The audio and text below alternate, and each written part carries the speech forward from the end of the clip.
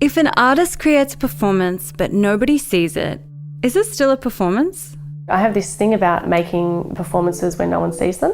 Yes. You just describe the performance and you'll see, you know, the amount of people that have told me they saw that performance. Oh, no, you didn't.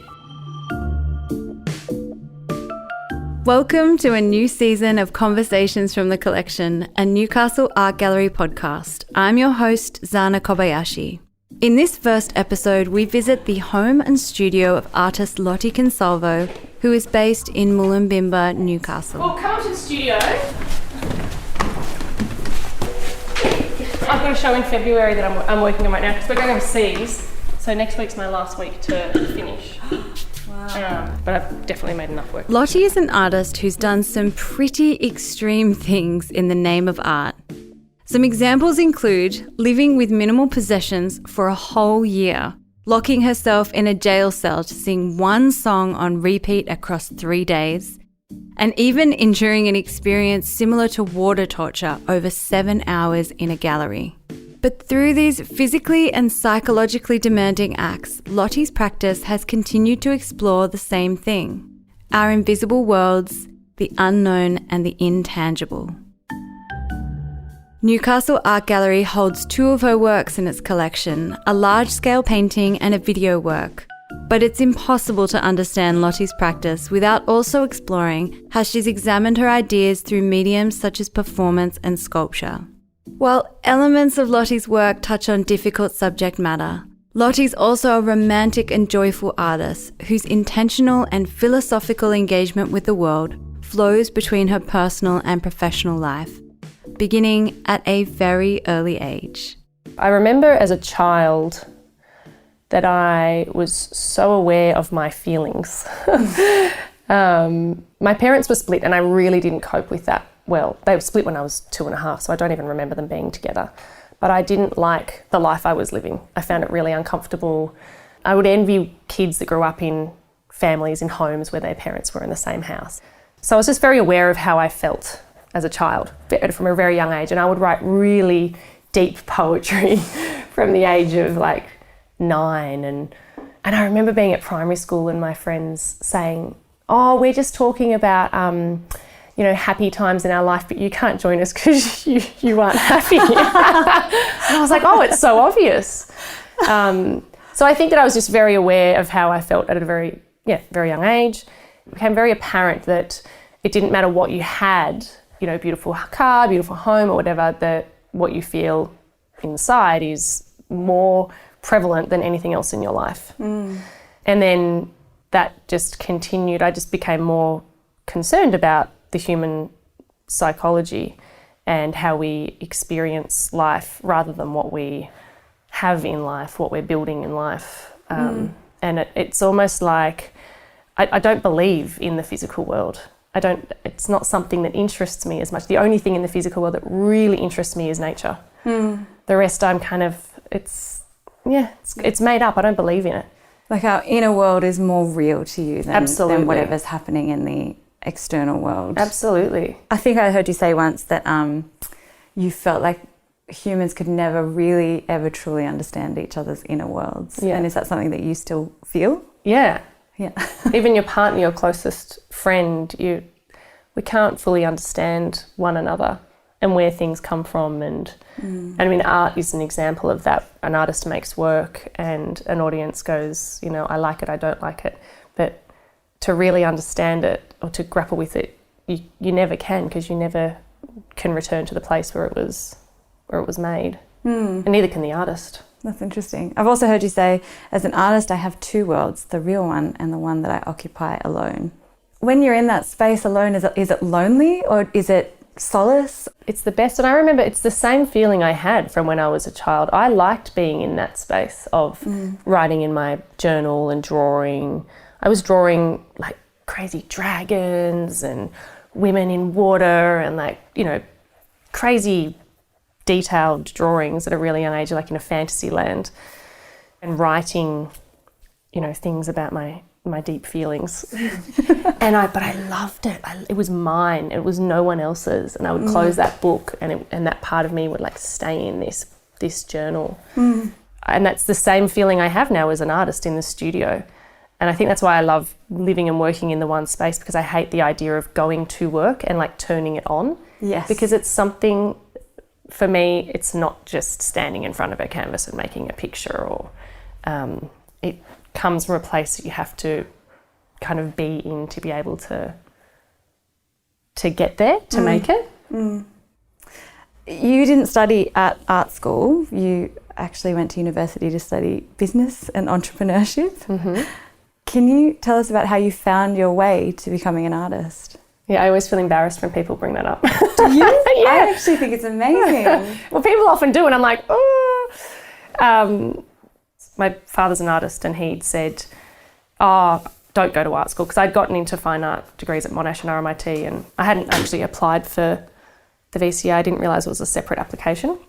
The reason my dad said not to go to art school was when he finished, he found it really difficult. He felt very aimless, didn't know where to go with, his work, and also the kind of restraint that got kind of put on him by going to art school, and the limitations and sculpting of him.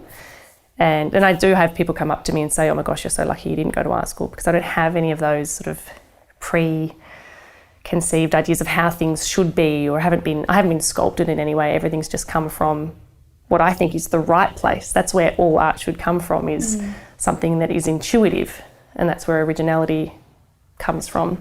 I think that was a big reason why he said you can teach yourself, you can, do life drawing classes and things like that, but you don't have to go to art school.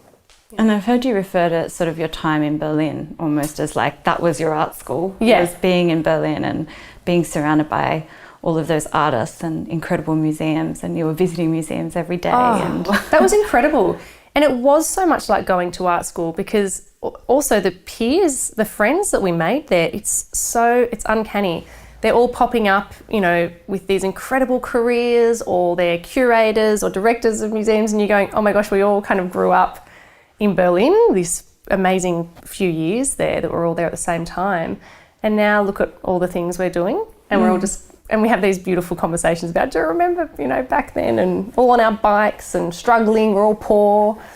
We just had so many great dinner parties and just great conversations. We would really get stuck into art. It was like in Berlin, all conversations would lead to art, and really critical conversations. And we'd even, at one point, someone arranged crit nights, and we would all go, and one person, 3 people each night would put up their work, and there would be a full crit about the work. That was a nice period. Oh, that must have been intense among friends. Yeah, but great. And I took, I tried to take advantage of those types of things. But I just started really trying to push my painting when I was in Berlin, and I was working with the figure, and things started to happen. And then I kept going, I want to make a performance, and I didn't understand, I didn't know what I was doing. I want to make a performance artwork. And a dear friend of mine, who's an incredible artist now, she was a musician at the time, Tina Stefano, she said, I'm organising this night, there's going to be performance art, and I want you to do a performance artwork. There's going to be music, and I was like, oh my gosh, I've got a deadline now. So I had to make my first performance work for this event. I'm glad that you've brought up your performance practice, because although this episode is about painting, I do see the sort of threads that tie through between your performance practice and your painting practice. But I wanted to talk a little bit about your early performance works, because they were sort of deeply psychological and required immense, to me sometimes incomprehensible amount of discipline. I remember the first time I ever saw you perform was at the Lockup, which is in Newcastle. It's an old jail which has been turned into a contemporary art space, and you were in the smallest cell for 18 hours singing along to a recording of a loved one who'd passed. And I had never seen anything more intense and more moving in my life, and I just kept coming back again and again and again. It was mind-boggling to me that was something that you were able to do. And a lot of your works during that time, there was also Steer a Steady Ship, which was essentially water torture for 7 hours in a gallery. And then also It's Too Early to Love You in 2014, where you was a 9-hour durational performance, essentially sort of sound torture of your mother's voice singing a Sesame Street theme song over and over again. where did you find the drive to develop, and not only develop, but like then physically perform these kinds of works? And what did you discover about those spaces of discomfort? I'm not quite sure. I think that it was, endurance performance has definitely been a big part of the history of performance art, and Marina Abramovic was a big performance artist who played with endurance. And so she was definitely someone I looked to. And the Near Your Sorrow, the one I was doing at the Lockups, it was 3 days I was supposed to do it for, full days. It was an endurance performance exhibition that I curated with curator Inika Dane, who's now quite a big curator at Goma. And we invited all these incredible performance artists across the country to come and perform. It was so fantastic. But I also performed in it, which is sometimes can be seen as naff performing in your own show, but I didn't care. And there weren't that many other endurance shows happening in Newcastle at that time, exactly. I'm sure. So, but I actually, after the first day of doing it, I'm like, what am I doing? I'm not going to do this. I want to stop. I want to pull out. There was this woman that came in and she burst into tears, and I'm like, I didn't want it to be so sad. But it was a recording of my sister. She was an incredible singer, and she recorded herself driving when she was driving in the car. And so I got that recording and played it on loop and sang along with it. The song was It's That Old Devil Called Love Again. I don't know, but yeah. So it was a very beautiful song as well, and quite emotional. But the endurance aspect is something I was doing. Why I was doing it, I actually reached a point and said, why am I doing this? What was I trying to prove by doing endurance performance? It was, I am an extremist. So before I even started making performance, I would do things like, I'm not washing my hair. I'm only showering with half a bucket of water. We're in a drought. I'm not going to drink. I'm just going to smoke cigars, I'm one of those people. And so it was so great that I could put these extremities into work. And I was like, yes, now it's actually my art practice. But I actually did get to a point with those 7-hour, 9-hour performances where I went, I actually don't know why I'm doing this anymore. And it didn't seem important to me anymore that they were long durational. What did you discover? It's that pushing through that you do, or the disassociation with the body. And that interested me a lot. The other one that I did which has not been ever exhibited, and no one's ever really asked me about this work, is Desires. I actually did want to ask you about that. You did? So I'm glad you brought it up. It's actually, part of it was exhibited, actually. It was exhibited at Dominic Mersch Gallery and Tweed. Did you want to ask about this work now? Yeah, okay. Let's get into it. This was a work that was really hard for me because I'm someone who makes myself do the hard stuff and not the nice stuff. So I don't allow myself much pleasure. So Desires was based on how we all go, when I reach this place, then I'll be happy. If I exercise more, then I'll be happy. If I cooked more, if I had more time with my children. So this work was kind of based on idealism. And it was a futile performance where I was trying to find happiness. I was only allowed to do the things that I thought would bring me happiness.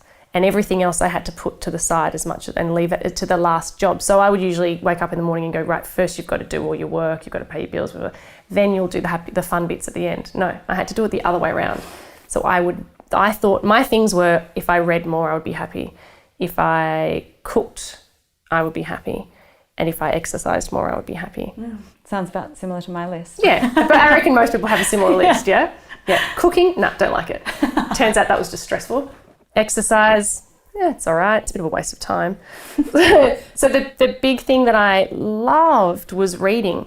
And I was someone who was never a reader. I loved the idea of it, but I just never got to it. And now I read, and I love reading for me is like meditation. It's just so relaxing. Nothing else matters when you read a book. For me, that's the ultimate. So I just read and read and read and read. I found out that was the thing for me. And it's changed me forever. When you did Desires, I felt like that was sort of this shift in your practice, like you were saying, where you're like, I don't have to hurt myself for my art anymore. And then you began exploring similar themes around things that were unknowable or intangible, but they were sort of beginning to focus more on nature, or I don't know, more sort of gentler spheres, Yeah. sort of the same threads around our inner worlds. I think I moved away from the darkness and started to look at the pursuit of happiness. I was think my that's focus. because you went so deep into, Yeah. you had to kind of kick back up off the Yeah. bottom. And I started to kind of, make these futile attempts at creating physical objects or physical places of happiness. I have this incredible kind of pillar that anchors me in my work, which is my sister, and who I lost, how many years ago? I was 25, so 13 years ago. And I had never really felt comfortable, I'd always say the loss of a loved one, but it was my sister, it was my big sister, my beautiful sister. And now I'm starting to just say, I just want to say it. Yeah, I lost my sister and it was tragic. She took her own life and it was the worst thing that ever happened to me. But in that, I got to be closer to her than I've ever been before, because I take her everywhere with me and I make work for her so often. And so, a lot of the steer a steady ship where I was laying under the boat in the bed and the ink was dripping on my head was about that time when I just couldn't get out of the darkness when I lost her, and it was just, I couldn't fall asleep. I was too scared to fall asleep. It was so haunting, the loss of her. So a lot of the work at that period was about that, and then it was like, no, now I want to make happiness for her.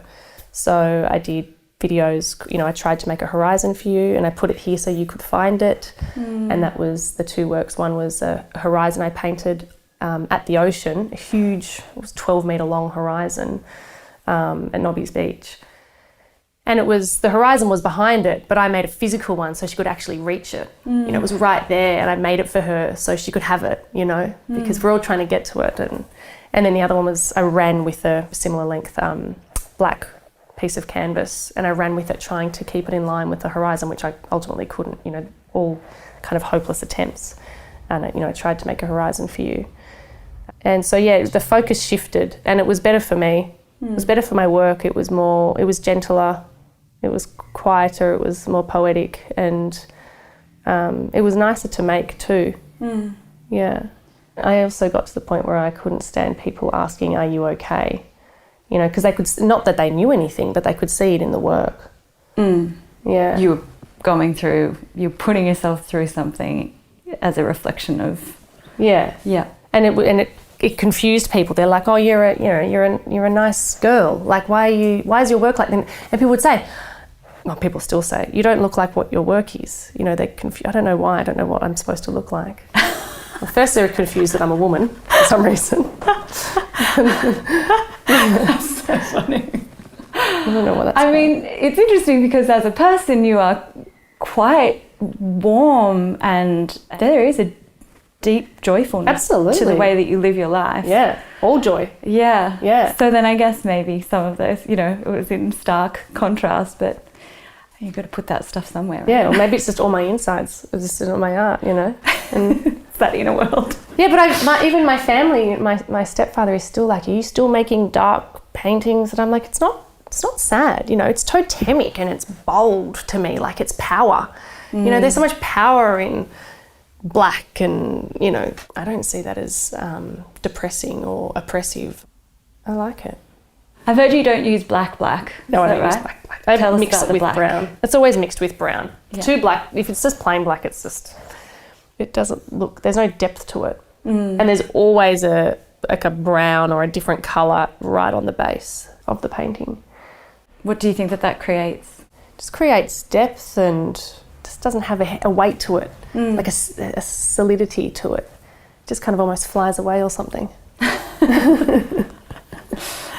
In 2015, you were selected for an artist residency program with Marina Abramovich, referred to as the grandmother of performance art. This was presented by Caldor Public Art Projects in Sydney. It was a live-in residency for 12 days with 12 other Australian artists. What was that experience like?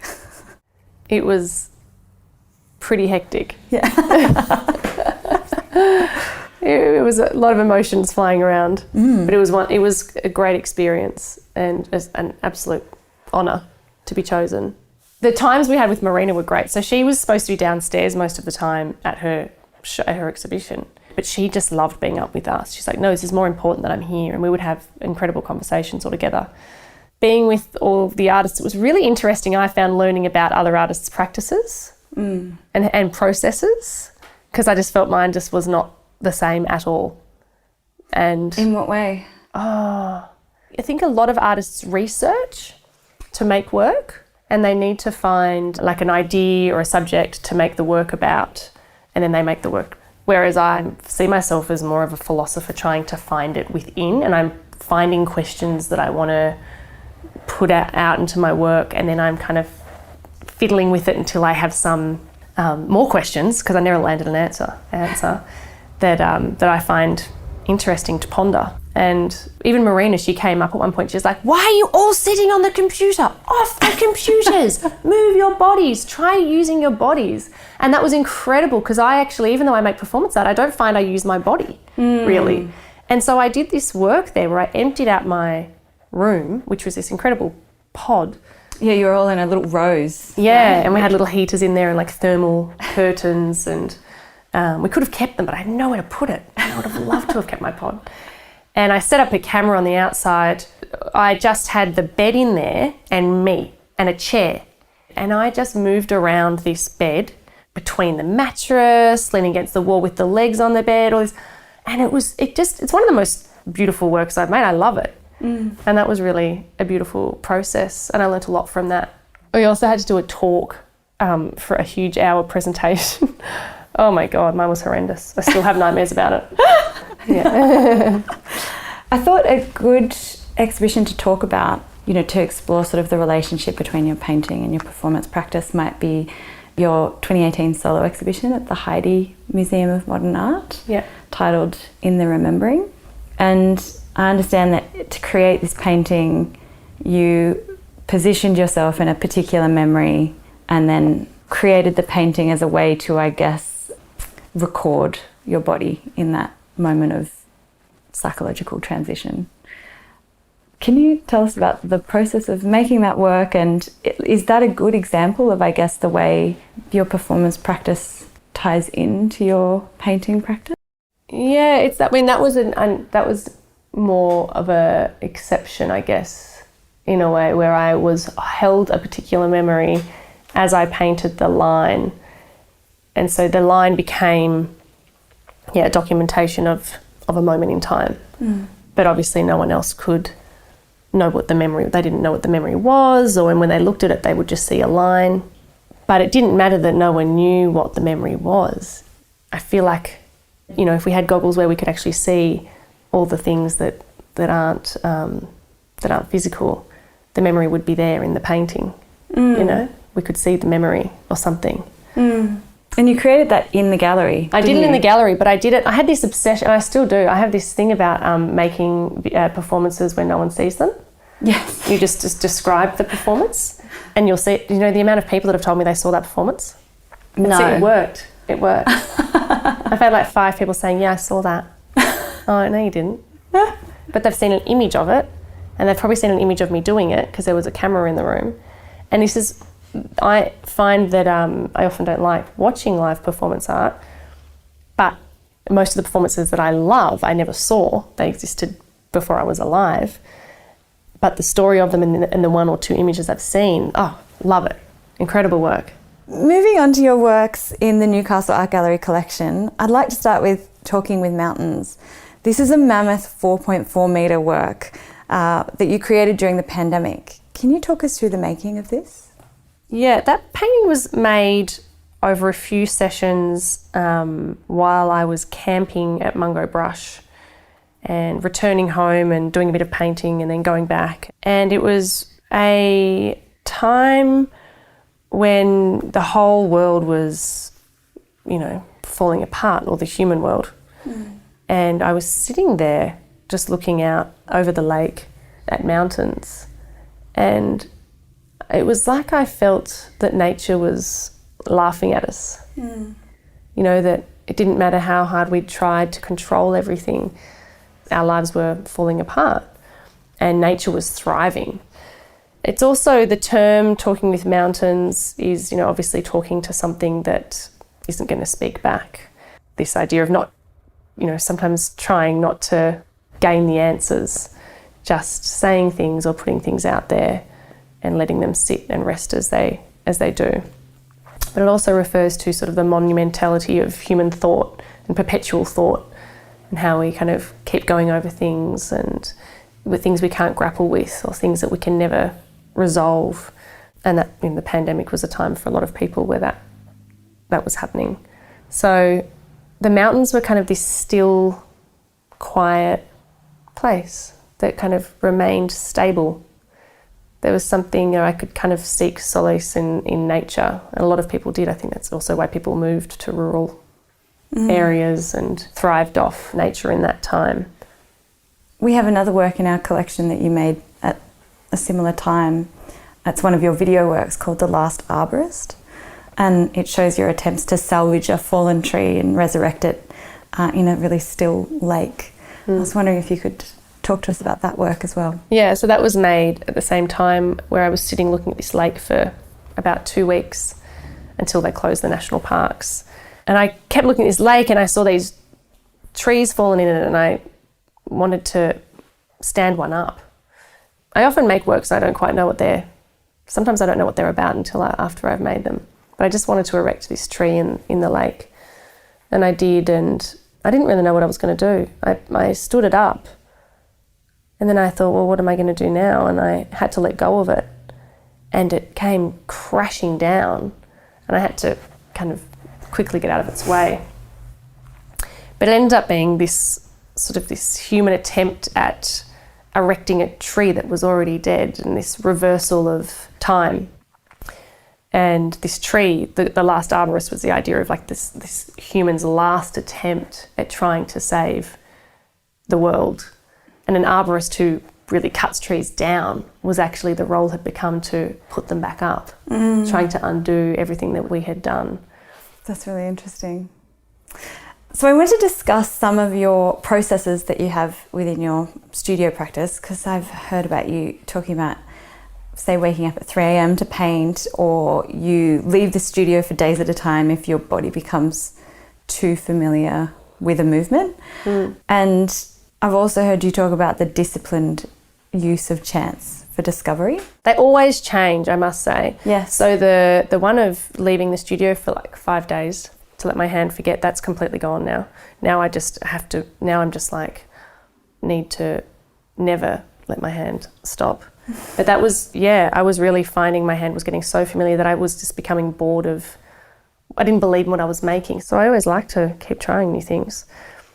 I wake up at all odd hours in the night, which is very frustrating. And I used to just have to read books in bed. But now that I'm in the same space where I work, I go into the studio and just start working, which I've realised takes me to a place quicker to be able to make the work that I want to be making, because there's less frequency, there's less energy in the environment around me, even just in the energy of humans in the world operating.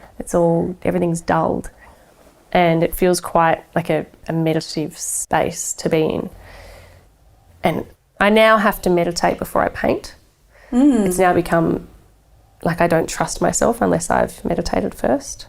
That's interesting. Because I have such a ticky brain that's always thinking and being quite too analytical and very hard on myself, that by meditating I just become more gentle, and my brain doesn't analyse so much and doesn't talk. The nattering kind of is quietened.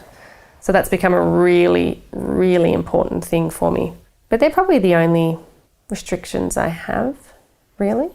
Yeah. And I don't know if restrictions might be the wrong word. Yeah. Maybe they're like tools. They are like tools. Yes. Well, I had actually thought that in a way you also use restriction as a tool. So say your restricted colour palette, or some of your compositions can be sort of restricted or pulled back, and it's this tool that you use to create spaces, or I think I've heard you refer to it as voids, where things can exist. Yeah, I find the idea of having like 50 colours out, it's I mean, it'd be lovely if someone would mix them all for me. That would be nice. That's too much thinking about what you're doing. I don't like to have to think too much about what I'm doing because it's just happening to me. So the practicalities of having too many elements to think about is something I try to remove. More colours coming into my work though. There's blue paintings in my last show. There's pink coming into this next show. Some yellows coming through. Yeah. There's often yellow, and but they're very specific. Like I have to mix them to a point where I'm very happy with them. Where's the pink coming from? Oh, I've had this idea lately that I want to do a whole show of pink paintings. All pink, every single one. I can just see them.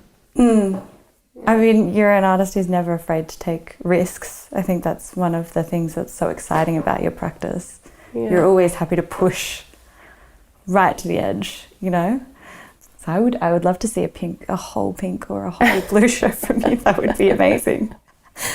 You strike me as someone who's deeply engaged in the practice of living, and I wanted to know if you've always been like that or if that's something that's been developed through your practice.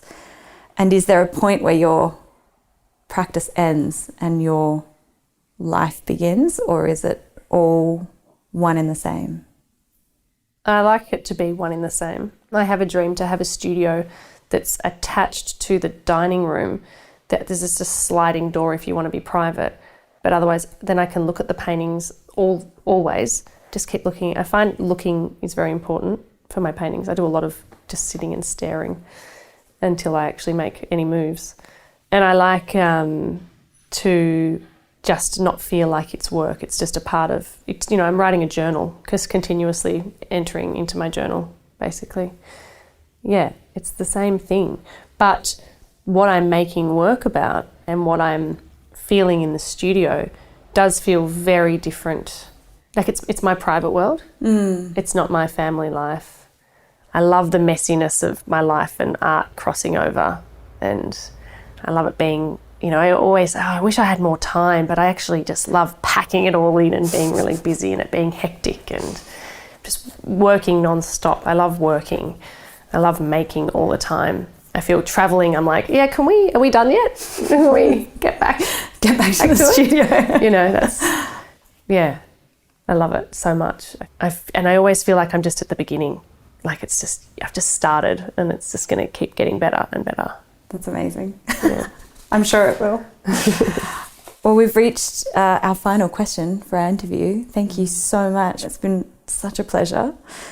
But I'd like to ask you, if you could have dinner with any artist from Newcastle Art Gallery's collection, who would it be and why? Oh, I found this really tricky because there's so many different reasons you want to meet artists. But then I went through your list and I read Fiona Hall and I went, yeah, she would be so cool to have dinner with. She just looks like such a cool, tough, hardworking artist. And I've heard that she doesn't have assistants, and even when you have a meeting with her, she's always making. She's hands are always just doing something, making. And I'm like, I could really relate to her, and I reckon we'd have some really good chats. Yeah, and I love an artist that's just been at it for a really long time. I reckon we'd get to some really interesting places. Where would you have dinner? Here at home or somewhere else? I'd love to have it at her place. Yeah. Yeah. I don't know what she'd make, but I don't cook, so it'd be best if we were there. And I'd get to see her place and her studio and get into her world a bit. Yeah, I'd like that. We'll see what we can do. Lottie, thank you so much for having us and being so generous with your time and letting us peer into your inner world. So thank you so much. Thanks for having me. Thank you for listening to Conversations from the Collection. If you'd like to know more about Lottie and her work in Newcastle Art Gallery's collection, there are links in the show notes, or you can visit the gallery website at nag.org.au.